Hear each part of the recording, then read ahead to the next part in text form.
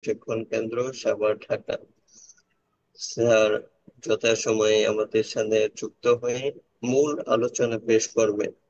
তার পূর্বে এ বিষয়ে কোরআন থেকে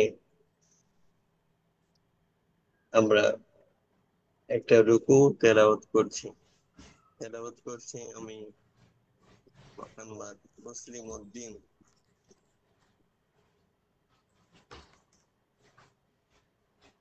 أعوذ بالله من الشيطان الرجيم. بسم الله الرحمن الرحيم. وإذ قال ربك للملائكة إني جاعل في الأرض خليفة قالوا أتجعل فيها من يفسد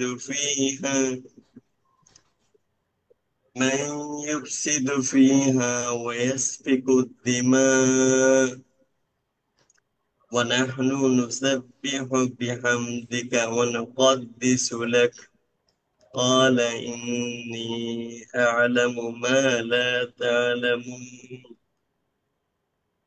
وعلم آدم الأسماء كلها ثم عرضهم على الملائكة فقال أنبئوني بأسماء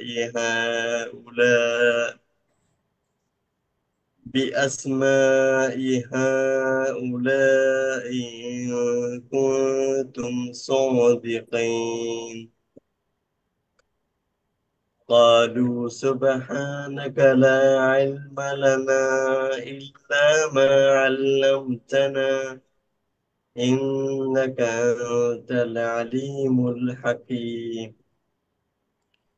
قال يا آدم أنبئهم بأسمائهم فلما أنبأهم بأسمائهم قال ألم أقل لكم إني أعلم غيب السماوات والأرض وأعلم ما تبدون وما كنتم تكتمون.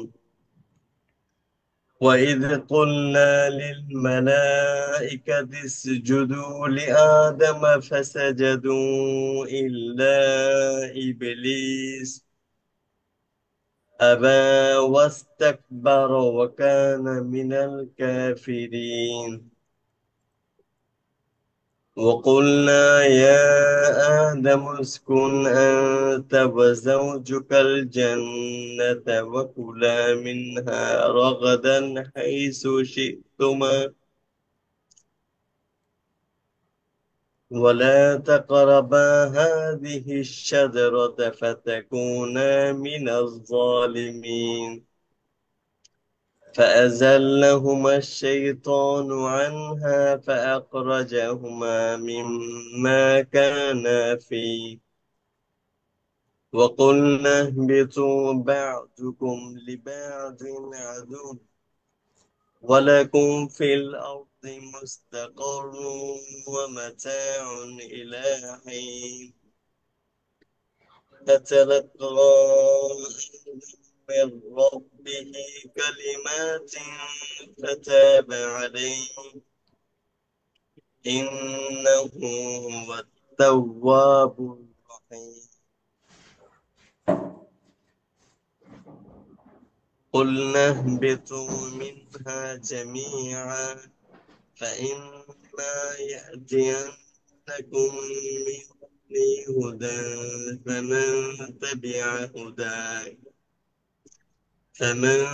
تبع هداي فلا خوف عليهم ولا هم يحزنون. والذين كفروا وكذبوا بآياتنا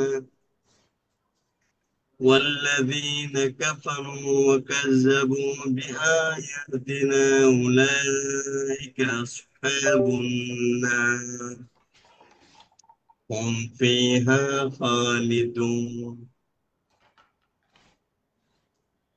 সাদাকাল্লাহুল আযীম ওয়া সাদাকা রাসূলুহুন নাবিয়্যুল কারীম ওয়া নাহনু আলা যালিকা মিনাশ শাহিদিন ওয়াশ শাকিরিন আলহামদুলিল্লাহি রাব্বিল আলামিন।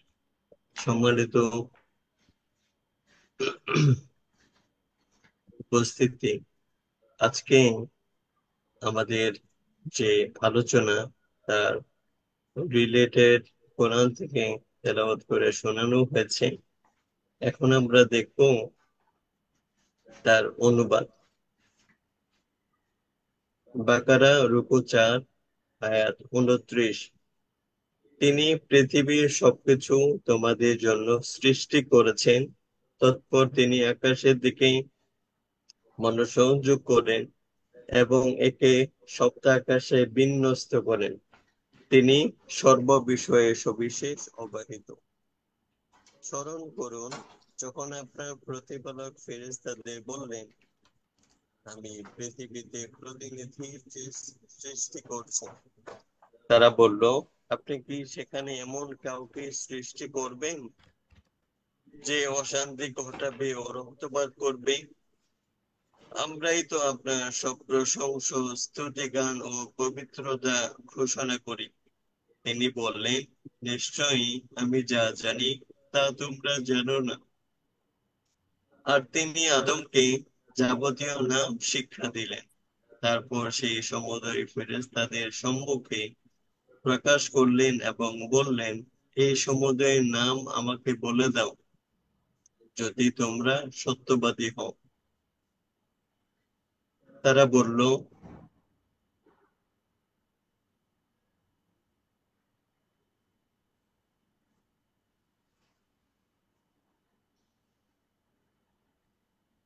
আপনি আমাদেরকে যা শিক্ষা দিয়েছেন তা ছাড়া আমরা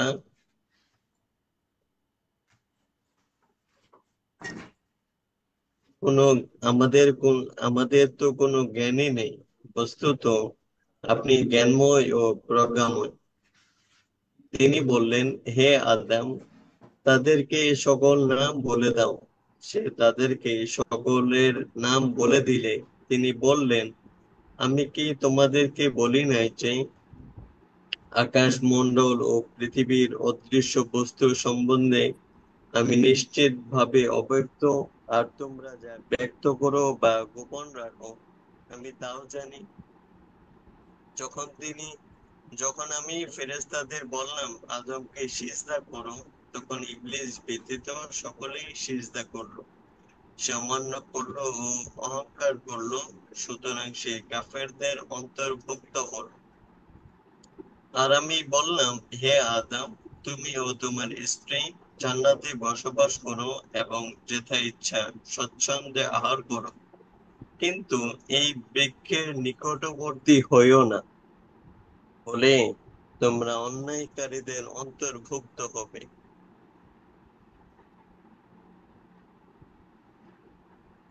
কিন্তু শয়তান এটা থেকে তাদের পদস্খলন ঘটালো এবং তারা যেখানে ছিল সেখান থেকে তাদেরকে বহিষ্কার করলো। আমি বললাম, তোমরা একে অন্যের শত্রু রূপে নেমে যাও, পৃথিবীতে কিছুকালের জন্য তোমাদের বসবাস ও জীবিকা থাকলো।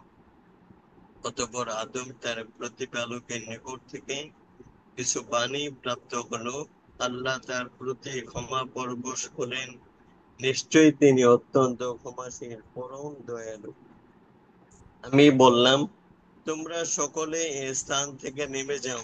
পরে যখন আমার পক্ষ থেকে তোমাদের নিকট সৎপথের কোন নির্দেশ আসবে, তখন যারা আমার সৎপথের নির্দেশ অনুসরণ করবে তাদের কোনো ভয় নেই এবং তারা দুঃখিত হবে না।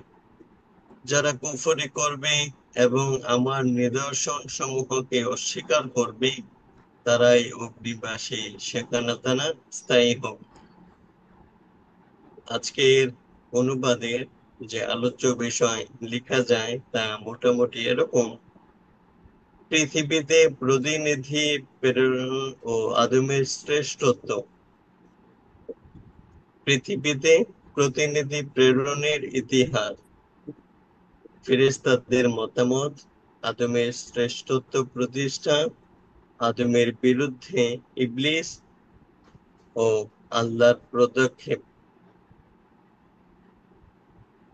আলহামদুলিল্লাহ, আমরা আজকের আলোচনার সাথে একেবারে সংশ্লিষ্ট কোরআনের আয়াত শুনলাম, অনুবাদ শুনলাম, তার সম্ভাব্য আলোচ্য বিষয়ে শুনলাম। আমরা এই পর্যায়ে চলে যাব আজকের মূল আলোচক প্রফেসর ডক্টর আব্দুল্লাহ বাকী স্যার, প্রতিষ্ঠাতা পরিচালক, কোরআন শিক্ষা গবেষণা ও প্রশিক্ষণ কেন্দ্র, সাভার, ঢাকা। আমি স্যারকে আজকের মূল আলোচনা পেশ করার জন্য অনুরোধ করছি।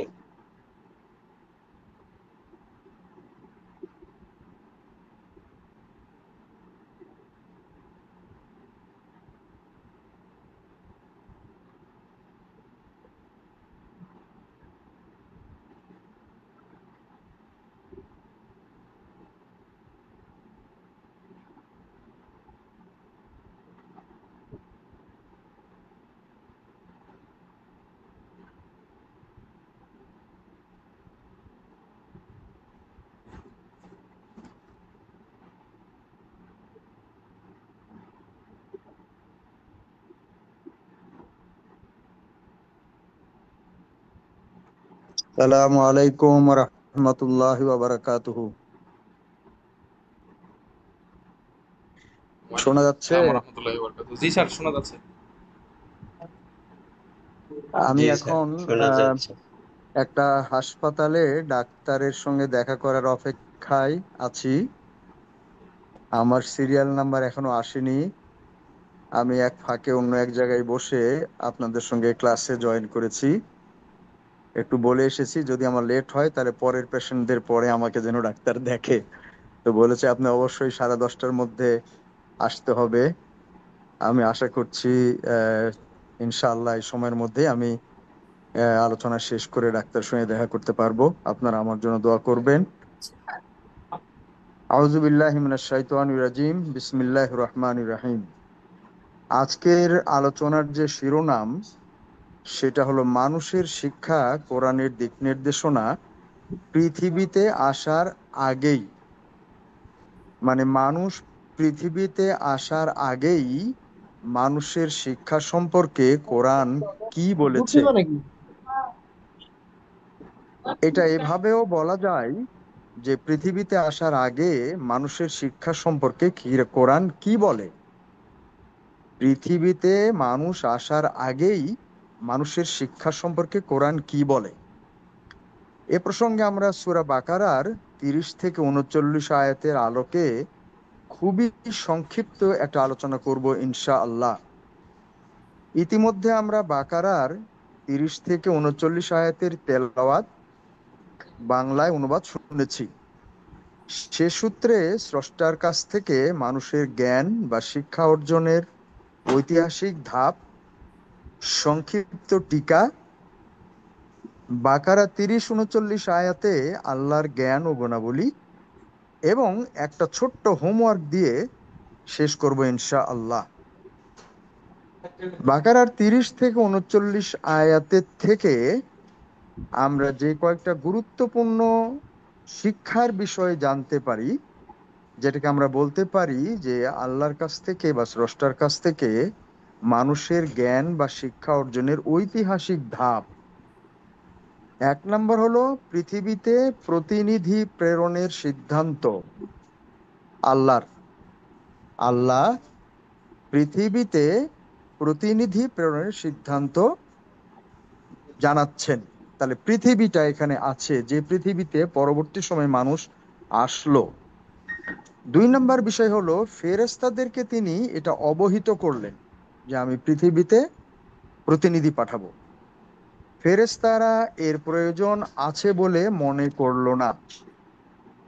আল্লাহ তাদেরকে জানালেন তোমাদের তো এত কিছু বুঝার ক্ষমতা নাই। আমি সূরা বাকারার 30 থেকে 39 আলোকেই একটা ভাবার্থের মতো করে আমার আন্ডারস্ট্যান্ডিংটা তুলে ধরছি। আল্লাহ বললেন ফেরেশতাদেরকে তোমাদের তো এত কিছু বুঝার ক্ষমতা নাই। এরপর আল্লাহ প্রথম মানব আদম আলাইসাল্লামকে সব কিছুর নাম শিক্ষা দিলেন। আরবিটা হলো ওয়া আল্লামা, শিক্ষা দিলেন, ওয়া আল্লামা আদম আল আসমা কুল্লাহা, সব কিছুর নাম।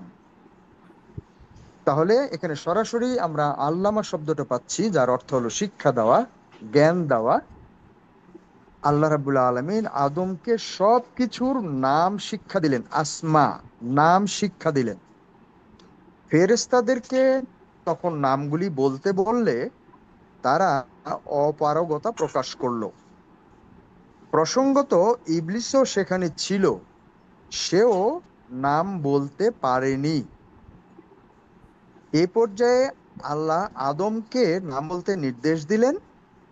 আদম যথাযথ সবগুলো নাম বলে দিলেন। ফেরেশতাদেরকে জ্ঞানী আদমের শ্রেষ্ঠত্ব স্বীকার করানোর জন্য সিজদা করতে বললেন। সবাই সিজদা করলো, কিন্তু ইবলিস সিজদা করলো না। সে আল্লাহ নির্দেশ অমান্য করে অহংকার করলো এবং অবাধ্য হলো।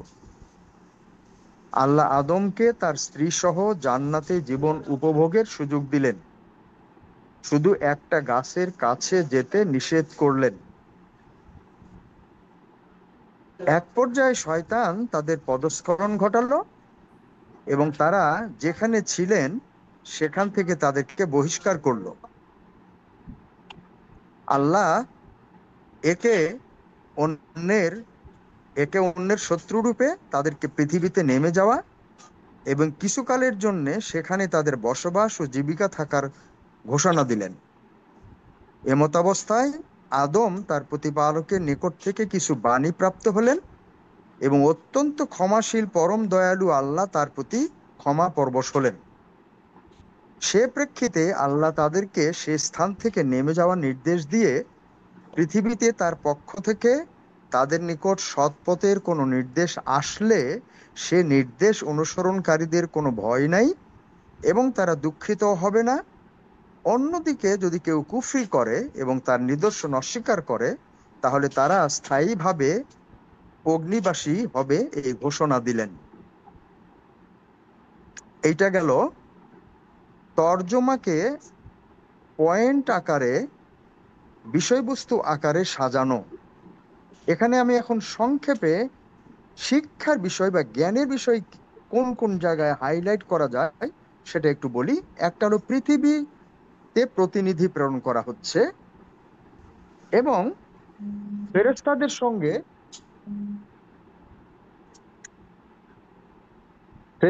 সঙ্গে এই ব্যাপারে আল্লাহ রাব্বুল আলামিনের মত বিনিময় হচ্ছে। এই সবই কিন্তু শিক্ষার ব্যাপার, ইনফরমেশনের ব্যাপার। সবই কিছু ইনফরমেশন, এটা মানুষকে দেওয়া হচ্ছে, মানুষকে জানানো হচ্ছে। ফেরেশতারা যখন প্রতিনিধি প্রেরণের প্রয়োজনটা বুঝতে পারলো না, তখন আল্লাহ বললেন যে এত বুঝার ক্ষমতা তোমাদের নাই। এবং আল্লাহ এই কথাটা প্রমাণ করলেন একটু পরেই, যখন তাদেরকে নামগুলো বলতে বললেন তখন তারা নামগুলো বলতে পারলো না। সুতরাং ফেরেশতারা যে সব জানতো না, এটা সঙ্গে সঙ্গে আল্লাহ রাব্বুল আলামিন হাতে নাতে প্রমাণ করলেন। এবং আদমকে যে তিনি সমস্ত বিষয়ের নাম শিক্ষা দিলেন, এটাই হলো আদমের প্রতি প্রথম শিক্ষা বা প্রথম জ্ঞান দান। আদমকে সব কিছুর নাম শিক্ষা দেওয়া হলো। কুল্লাহা মানে সবকিছু, আসমা মানে নাম, আল্লামা মানে শিখানো হলো। তাহলে আদমকে সকল বিষয়ের নাম শিক্ষা দেওয়া হলো। এখন এখন এরপরে আদমকে তিনি এটার পরীক্ষা নিলেন। তিনি পরীক্ষায় উত্তীর্ণ হলেন। ফেরেশতাদেরকে বুঝিয়ে দিলেন যে আদমকে তোমরা যা ভেবেছিলে সে কিন্তু তা নয়, তোমাদের মতো নয়। আর আদমকে বুঝিয়ে দিলেন যে তোমাকে আমি শিক্ষা দেওয়ার কারণে কি তুমি পারছো, ফেরেশতাদেরকে শিক্ষা দিইনি জন্য তারা পারেনি। তাহলে তুমি রিকগনাইজ করো যে তোমাকে আমার এই শিক্ষা দেওয়ার ব্যাপারটা কত বড় অনুগ্রহ। ফেরেশতাদেরকে প্রমাণ করলেন আদম জ্ঞানী, তোমাদের মতো মূর্খ নয়, অশিক্ষিত নয়, সুতরাং তোমরা তাকে সেজদা করো, তার মানে তার আনুগত্য স্বীকার করো, তাকে সম্মান করো, তাকে মান্য করো, because he is knowledgeable, he is learned, he is educated. Adam প্রমাণ করলো যে he is educated, he is learned, he is knowledgeable, সে জ্ঞানী, সে শিক্ষিত। তারা জানে না, কিন্তু আদম জানে। তাই আল্লাহ ফেরেশতাদেরকে আদমকে সেজদা করতে বললেন। এর মানে হলো যারা জানে না তারা শিক্ষিতকে, যারা জানে তাদেরকে সম্মান করবে। সবাই সিজদা করলো, কিন্তু ইবলিস সিজদা করলো না। সে আল্লাহর নির্দেশ অমান্য করে অহংকার করলো এবং অবাধ্য হলো। তার মানে আদম যে শিক্ষিত বা জ্ঞানী বা সম্মানিত, একজন ইবলিস সে এটা স্বীকার করলো না, আদমকে সম্মান করলো না, আদমের জ্ঞানকে সম্মান করলো না। তখন আল্লাহ আদমকে স্ত্রী সহ জান্নাতে বসবাস করার সুযোগ দিলেন এবং সবকিছু জায়েজ করে দিয়ে, হালাল করে দিয়ে একটা নিষিদ্ধ করলেন এবং তাকে বলে দিলেন এই নিষিদ্ধতার কাছে গেলে সে ক্ষতিগ্রস্ত হবে, সে মূর্খের মতো কাজ করবে, সে ক্ষতিগ্রস্ত হবে। যে জ্ঞানের কারণে সম্মানিত হয়েছিল, যদি এই বিষয়টা সে লঙ্ঘন করে তাহলে সে ক্ষতিগ্রস্ত হবে। এক পর্যায়ে যে শয়তান তাকে সম্মান করেনি, যে শয়তান নামগুলো বলতে পারেনি, মূর্খের পরিচয় দিয়েছিল, সেই শয়তান আদমের পদস্খলন ঘটালো এবং তারা যেখানে ছিল সেখান থেকে তাদেরকে বহিষ্কার করালো এবং আল্লাহ তাআলা তাদেরকে পৃথিবীতে পাঠালেন। পৃথিবীতে পাঠানোর সময় তাদেরকে জানিয়ে দিলেন যে একইভাবে তোমাদের কাছে আমার জ্ঞান যাবে, তোমরা যদি আমার জ্ঞান অনুসরণ করো কোনো ভয়ের কারণ নাই, কিন্তু তোমরা যদি আমার জ্ঞান অনুসরণ না করো, আমার শিক্ষা যদি ধরে না রাখো, তাহলে তোমাদের ক্ষতি হবে। সংক্ষিপ্ত টিকাতে আমি বলবো, প্রথমে আদমকে নাম শিক্ষা দিলেন, এটা হলো ডাইরেক্ট শিক্ষা, এডুকেশন, তাকে নলেজ দেওয়া হলো। দ্বিতীয়ত পরীক্ষা গ্রহণ করা হলো, তিনি এটা পারেন কিনা, তিনি পরীক্ষায় উত্তীর্ণ হলেন এবং তিনি সম্মানিত হলেন। আদমের সম্মান প্রতিষ্ঠিত করা হলো, সকল ফেরেশতাকে দিয়ে তাকে সেজদা করানো হলো। এই সেজদা করানোর মাধ্যমে আদমকে আরেকটা লেসন দেওয়া হলো যেটা নাম শিক্ষার মধ্যে ছিল না। তার মানে আমি বলছি, নাম শিক্ষা দেওয়া হলো প্রাইমারি এডুকেশন, আর দ্বিতীয় পর্যায়ে সেকেন্ডারি এডুকেশনে আদমকে শিক্ষা দেওয়া হলো কে তোমার শত্রু, কে তোমার মিত্র, কে তোমাকে সম্মান করলো, কে তোমাকে অসম্মান করলো, এটা দেখানো হলো দ্বিতীয় পর্যায়ে। তাহলে 2 নম্বর শিক্ষা হলো আদমের শত্রুকে এবং মিত্রকে এইটা ব্যবহারিক ক্লাসে সরাসরি তার চোখের সামনে দেখায় দেওয়া হলো, ওটা নাম শিক্ষার মধ্যে দেওয়া হয়নি। তাহলে 1 নম্বর গেল নাম শিক্ষা, 2 নম্বর শিক্ষার ধাপ হলো কে শত্রু কে মিত্র। 3 নম্বর, শত্রু সম্পর্কে বিস্তারিত ব্যবহারিক জ্ঞান প্রদান করা হলো, যেটা সূরা বাকারার 30 থেকে 39-এ বলা হয়নি, এটা কোরআনের অন্য জায়গায় বলা হয়েছে, যেরকম সূরা আরাফ সহ আরো 2-1 জায়গায় বলা হয়েছে, সেটা আমরা আজকে বিস্তারিত আলাপ করব না। 3 নম্বরে যে জ্ঞানের ধাপটা, সেটা আমরা বলি যে হাই স্কুল বা কলেজ, তাহলে শত্রু সম্পর্কে বিস্তারিত ব্যবহারিক জ্ঞান প্রদান করা হলো, শত্রুর মতো হলে কি পরিণতি হবে আদমের, শিক্ষিত আদমের, তাও ডেমনস্ট্রেট করা হলো। 4 নম্বরে আদমকে সঙ্গিনী দেওয়া হলো, সেটা একটা নতুন জিনিস, নতুন প্রাপ্তি, এবং তার দায়িত্ব তাকে বুঝিয়ে দেওয়া হলো। আদমকে বুঝিয়ে দেওয়া হলো যে তোমার দায়িত্ব কি। 5 নম্বর হলো নিয়ম কানুন বা বিধিনিষেধ এবং শত্রু সম্পর্কে সতর্ক করা হলো। 6 নম্বর হলো ভুল সংশোধন করার শিক্ষা দেওয়া হলো, তাকে সংশোধন করে দেওয়া হলো, তাকে ক্ষমা করা হলো। 7 নম্বর হলো পরবর্তীতেও সহযোগিতার আশ্বাস দেওয়া হলো, জ্ঞান প্রদান করার, কর্মক্ষেত্রে প্রেরণ করা হলো, এবং যা স্থায়ী প্রায়শ্চিত্ত এবং পুরস্কার বা শাস্তির ব্যবস্থাপনা বলে দেওয়া হলো। আল্লাহর জ্ঞান সম্পর্কে সূরা বাকারার 30 থেকে 39-এ আমরা 4-5টা ইনফরমেশন পাই। একটা হলো নিশ্চয়ই আল্লাহ যা জানেন তা ফেরেশতারাও জানে না। আল্লাহ মহান, পবিত্র, তিনি জ্ঞানময় এবং প্রজ্ঞাময়। আকাশমণ্ডল ও পৃথিবীর অদৃশ্য বস্তু সম্বন্ধে তিনি নিশ্চিতভাবে অবহিত, আর সকাল প্রকাশ্য ও গোপন বিষয়ও তিনি জানেন। আল্লাহ অত্যন্ত ক্ষমাশীল, পরম দয়ালু। জ্ঞান এবং জ্ঞান সম্পর্কিত বিষয়ে আল্লাহর অবস্থানটা সূরা বাকারার 30 থেকে 39 এই ইনফরমেশন দেওয়া হলো। শেষে আমি আপনাদেরকে বলবো একটা হোমওয়ার্ক আমার জন্য এবং সবার জন্য। আদম শিক্ষিত, কারণ তিনি নামগুলো জানতেন এবং তিনি বলে দিয়েছেন, এবং তিনি পরীক্ষায় উত্তীর্ণ হয়েছিলেন, তিনি সার্টিফিকেটধারী ছিলেন, তিনি সম্মানিত হয়েছিলেন। অন্যদিকে ইবলিস মূর্খ ছিল, জ্ঞানীর মর্যাদা বোঝেনি, বেয়াদব, অবাধ্য, তার কাছে জ্ঞানের শিক্ষা দীক্ষার কোনো দাম ছিল না। তার কাছে মূল্যায়নের বিষয় হলো কে কিসের তৈরি, মাটির তৈরি না আগুনের তৈরি।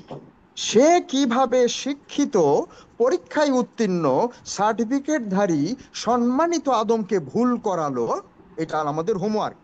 আরেকভাবে যদি বলি, শিক্ষিত, পরীক্ষায় উত্তীর্ণ, সার্টিফিকেটধারী, সম্মানিত আদম কেন মূর্খ, জ্ঞানীর মর্যাদা বোঝে না, বেয়াদব, অবাধ্য ইবলিসের সাথে পারল না। এক কথায়, মূর্খের কাছে জ্ঞানীর এ পরাজয় ঠেকানোর উপায় কি? এটাই আমাদের জন্য হোমওয়ার্ক থাকলো। আল্লাহ রাবুল আলমিন আমাদেরকে বাকারার 30 থেকে 39 আয়াতের আলোকে মানুষের জন্য জ্ঞানের যে ব্যবস্থাপনার সূত্রপাত হয়েছিল সে ব্যাপারে পুরোপুরি জ্ঞান অর্জন করার তৌফিক দান করুন। ওয়া আখিরু দাওয়ানা আলহামদুলিল্লাহি রাব্বিল আলামিন। আমাকে ডাক্তার ডাকছে, যেতে হচ্ছে, প্রশ্ন উত্তর করতে পারবো না। মুসলিম উদ্দিন সাহেব একটু চালায় নেন।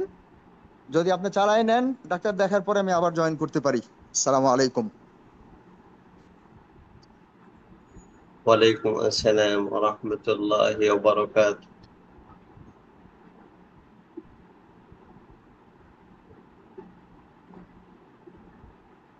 আজকে আলোচ্য বিষয়ে স্যার খুবই মূল্যবান কথা বললেন, আলোচনা করলেন, বিশ্লেষণ করলেন। আমরা আশা করি স্যারকে পাবো। আজকের আলোচনার যে বিষয় ছিল, এক ভদ্রলোক আমাকে জোর করে আজকে আপনাকে দেখাবে, মানুষের সেই শিক্ষা জন্য কোরআনের অনলাইনে দিক প্রোগ্রাম ছিল, নির্দেশনা পৃথিবীতে আসার আগে। কিন্তু হয়ে গেল দেখা। আমি জাহাঙ্গীর ইউনিভার্সিটির প্রাণীবিদ্যার প্রফেসর ছিলাম, মানুষের রিটায়ার্ড। শিক্ষা খাবারেই থাকি, এখন আমি খাবারে যাব। খুবই আমার হলো গুরুত্বপূর্ণ একটা কোমরে ব্যথা, বিষয়। স্যার লাম্বারের প্রবলেম ইতিমধ্যে ছিল। আজকে যেহেতু আলোচনা করেছেন। আনপ্রিপেয়ার্ড অবস্থায় আসছি, কোনো রাশেদ ডকুমেন্ট ভাই করতে পারে না। বাট স্যারকে অনেক আনমিউট ডাক্তারকে করে দেখাইছি, দেন। অনেক ওষুধপত্র খাইছি। হ্যাঁ, আমি কেটে দিচ্ছি। অনেক ওষুধপত্র খাইছি, গত 2-3 মাস যাবত কোনো ওষুধ খাই না, শুধু রাশেদ ভাই অস্ট্রোক্যাল খাই। স্যারকে আনমিউট করে দেন। আমার বাইপাস করে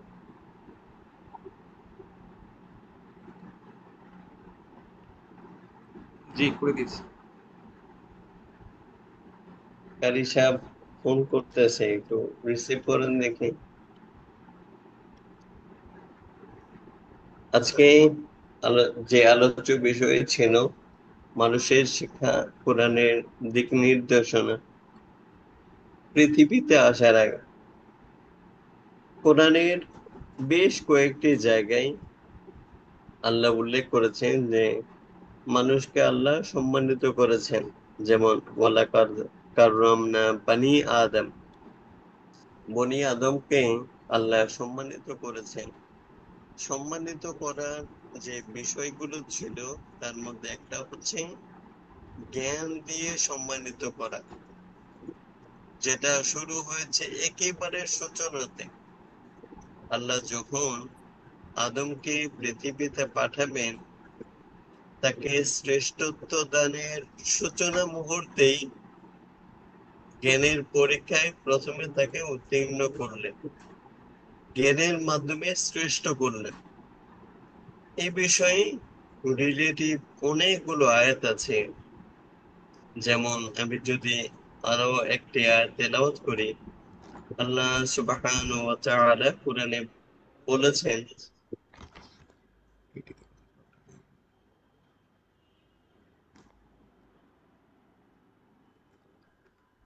আল্লাহ সুবহানাহু ওয়া তাআলা কুরআনে ইরশাদ করেছেন,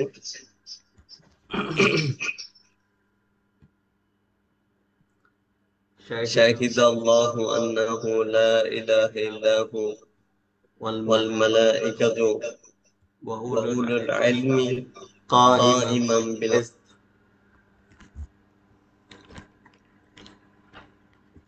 আল্লাহ তাআলা যে এক, তার একত্ববাদের সপক্ষে আল্লাহ যে সাক্ষ্যগুলো এনেছেন, তার প্রথম হচ্ছে আল্লাহ তাআলা নিজে, শাহিদাল্লাহ আন্নাহু লা ইলাহা ইল্লাহু, আল্লাহ যে এক, তিনি ছাড়া কোনো ইলাহ নাই, তার প্রথম সাক্ষ্য হচ্ছেন আল্লাহ। ওয়াল মালাইকাতু, দ্বিতীয় সাক্ষ্য হচ্ছেন ফেরেশতাগণ। তৃতীয় সাক্ষ্য হচ্ছে ওয়া উলুল ইলমি কাইমা বিল কিসত, আল্লাহর একত্ববাদের সাক্ষ্যের যে আহ, সাক্ষ্যের যে তালিকা, এখান থেকেও উলুল ইলম বিল কিসত অর্থাৎ আলেম ওয়ালা জ্ঞানী, তাদের শ্রেষ্ঠত্বের কথা ফুটে ওঠে। আমরা যদি কোরআনের আরো একটা আয়াত খেয়াল করি, আল্লাহ তাআলা এখানেও ইরশাদ করেছেন, কুল, হে নবী আপনি বলুন, হাল ইয়াস্তাউিল্লাযীনা ইয়ালামুনা ওয়াল্লাযীনা লা ইয়ালামুন, যারা জানে আর যারা জানে না, তারা কি সমান?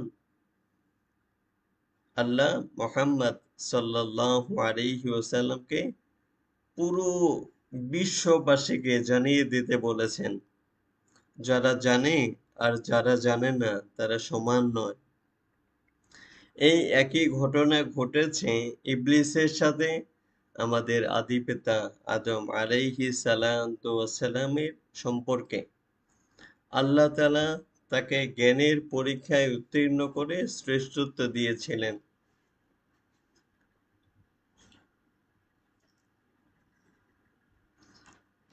সেই জ্ঞানটা ছিল আল্লাহ প্রদত্ত জ্ঞান, জাগতিক কোনো জ্ঞান না, আল্লাহ প্রদত্ত জ্ঞান। আল্লাহ যেটা আদম আলাইহিস সালামকে শিখিয়েছিলেন ওই জ্ঞান। তো বর্তমান দুনিয়াতেও শ্রেষ্ঠত্বের অন্যতম উপায় হচ্ছে জ্ঞান, এবং সেটা কোরআন ও সুন্নাহের জ্ঞান। আমরা যদি শ্রেষ্ঠত্বের মানদণ্ডে বিচার করি যে কে শ্রেষ্ঠ, তাহলে রাশেদ ভাই শেষ। হুম,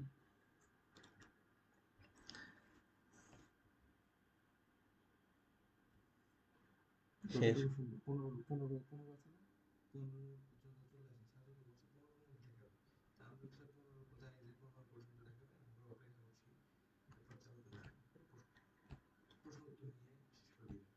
আচ্ছা,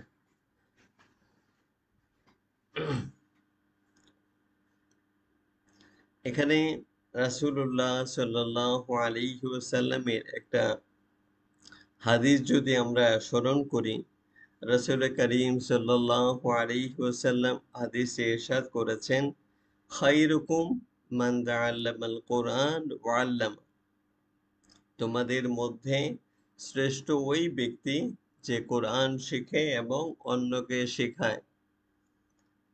আল্লাহ যেমন সরাসরি তার পক্ষ থেকে আলিম শিক্ষা দিয়ে আদম আলাইহিস সালামকে শ্রেষ্ঠ করেছেন, আল্লাহ তাআলা তার একত্ববাদের সাক্ষীকে নিজের সাথে যুক্ত করে আলেম ওয়ালাকে শ্রেষ্ঠ করেছেন।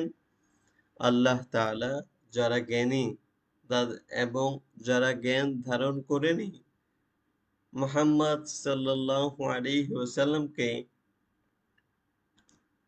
প্রশ্নের মাধ্যমে পুরো বিশ্ববাসীকে জানিয়ে দিয়েছেন যে আলেম ওয়ালা বা জ্ঞানীরাই দুনিয়াতে শ্রেষ্ঠ। এখন এই জ্ঞান হচ্ছে কোরআন ও সুন্নাহর জ্ঞান।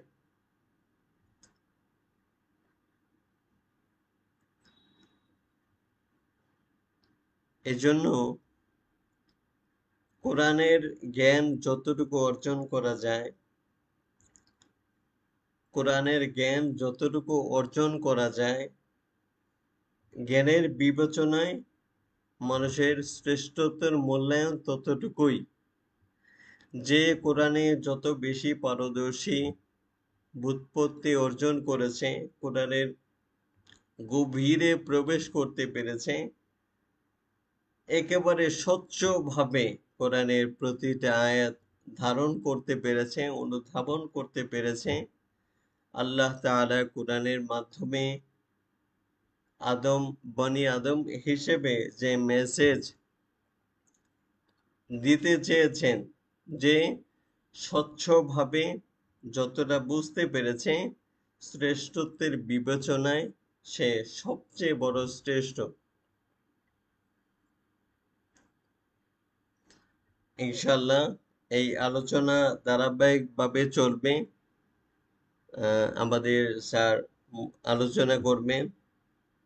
আমরা আজকে এই পর্যন্ত আলোচনা শেষ করতে যাচ্ছি। আমাদের যদি কারো কোনো প্রশ্ন, পরামর্শ, মন্তব্য থাকে করতে পারেন। আমি উপস্থিত আছি মুফতি মুসলিম উদ্দিন, সহকারী গবেষক, কোরআন শিক্ষা গবেষণা ও প্রশিক্ষণ কেন্দ্র। কারো কোনো প্রশ্ন থাকলে করতে পারেন।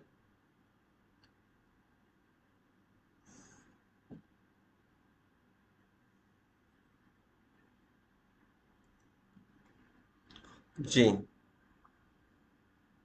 শরীফ নামে একজন প্রশ্ন আসসালামু আলাইকুম। করবেন। জি, আমি এই যে এটা প্রশ্ন বলতে কি জানার জন্য, তার মানে আহ, আদম আদমকে যে জ্ঞান সৃষ্টি করতে চাইলো, আহ, জি। এই যে সৃষ্টি করার সময়